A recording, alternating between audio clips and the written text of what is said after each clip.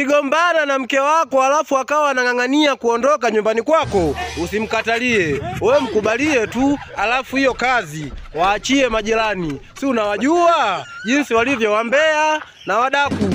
Mke wako akiondoka tu, we nenda dukani kanunue nguo za ndani, ziwe za kike kama 3 hivi ama sio 4, ila hakikisha zinakuwa kubwa kuliko za mke wako. Na ukifika nyumbani zifue, zianike kibarazani. Majirani wakiona tu biashara imekwisha, watampigia simu mke wako na watamwambia, shoga, yani umeondoka hazijapita hata siku 2, huyu mwanaume tayari ameshaleta mwanamke mwingine. Tena cha ajabu sasa shosti, ni ana shepu kubwa kuliko wewe.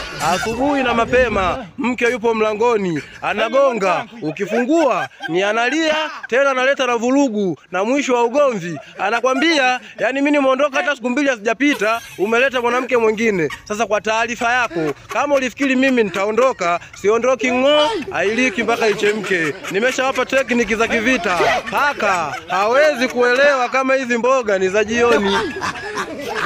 Jeuri dawa yake kiburi. Gari imeondoka vizuri tu stendi ya Kariakoo, kufika Manzese, konda akauliza, jamani, kuna mtu anashuka? Kuna dada mmoja mwenye akili za tikiboi.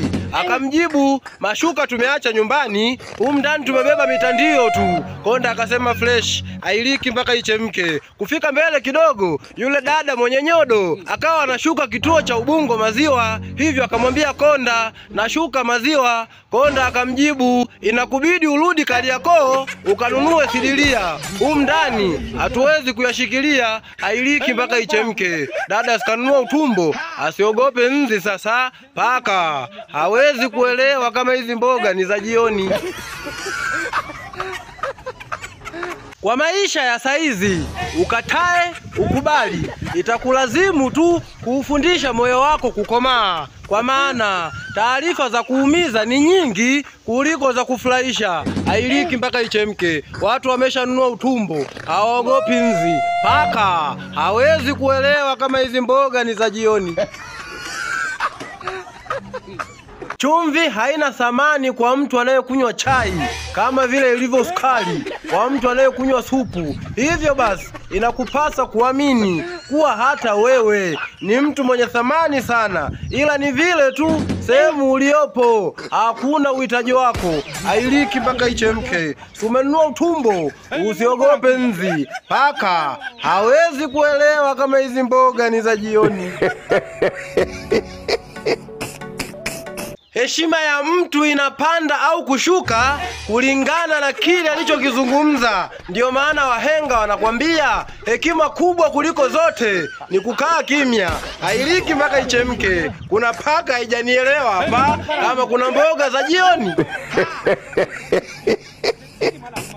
Ukiwazoesha kuwapa kila siku, wataanza kuona msaada ni haki yao. Na ikitokea siku umekosa, umeshindwa kuwapa, wataanza kukuona kama ni adui. Ailiki mpaka ichemke. Hao ndo binadamu sasa. Wameshanunua utumbo, hawaogopi nzi. Paka hawezi kuelewa kama hizi mboga ni za jioni.